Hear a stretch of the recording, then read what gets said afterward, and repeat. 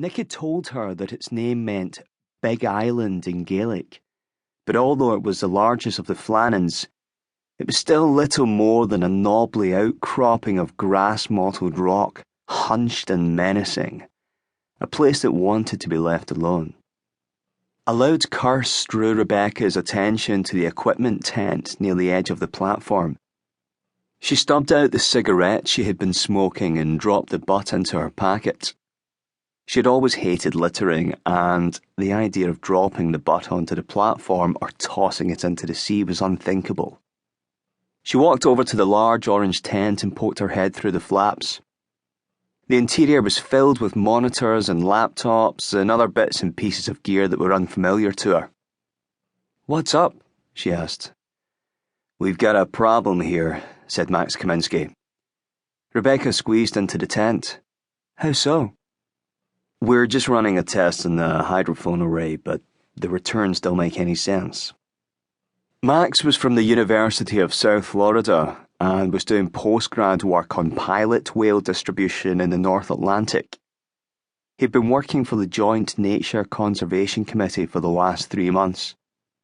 "Have you checked the wireless connection?" asked Nick Bowman, who was crouched down beside him. "It's fine, but the readings are all out of whack." Donald Webb smiled.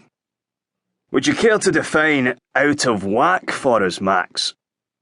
Donald was the nominal leader of their group, and he and Max enjoyed some good-natured sparring over their cultural and colloquial differences.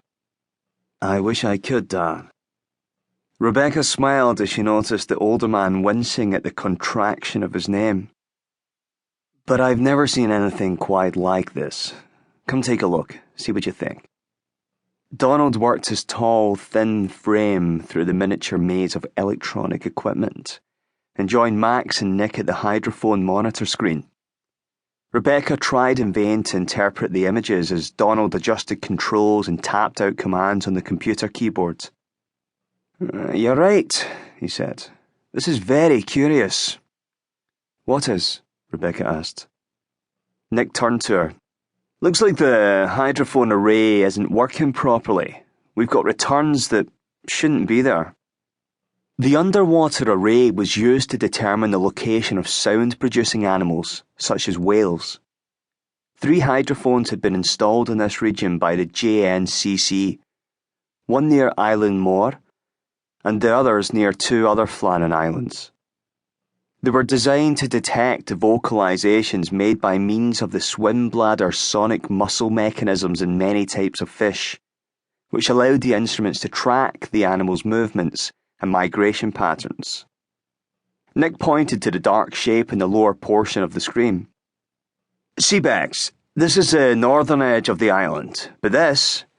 His finger moved up the screen and encircled another shape with ill-defined edges. To Rebecca, it looked like someone had dropped something wet and sticky onto the surface of the monitor. "This is wrong," he sighed. "All 3 hydrophones are working properly," said Max. "Could it be an animal?" Rebecca asked. Max shook his head. "Too big." "But it's making a sound. Otherwise, the hydrophones wouldn't be able to detect it, right?" said Rebecca. "That's right," said Max. Jennifer Lee came over and crouched down beside him. Like Donald, she was in her 50s, although she looked at least 10 years younger. Her skin was smooth and lightly tanned, and the only clue to her age was her greying hair, which she kept tied back in a rather severe-looking bun. "Then it's clear there's something wrong with the system," she said. "Good Lord, this is all we need."